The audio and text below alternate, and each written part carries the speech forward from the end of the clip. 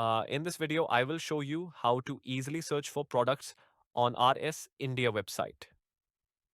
Whether you know exactly what you're looking for or explore RS products wide range, this guide will help you find products quickly and efficiently. First, visit RS India website. Once you're on the website homepage, you will see a prominent search bar at the top of the screen. In the search bar, you can search for products using three different methods. First, by RS stock number. If you already have a specific RS product stock number, just enter it here for quick and direct results. Second, by manufacturer part number. If you know the original manufacturer part number, type it in to find the exact product. Third, by keywords. If you're browsing or unsure of the exact product, enter general terms like switch to explore related items.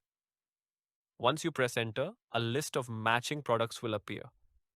To narrow more your search results using filter options on the left side of the screen, you can filter products based on brands. Choose from top manufacturers to find the right product for your needs.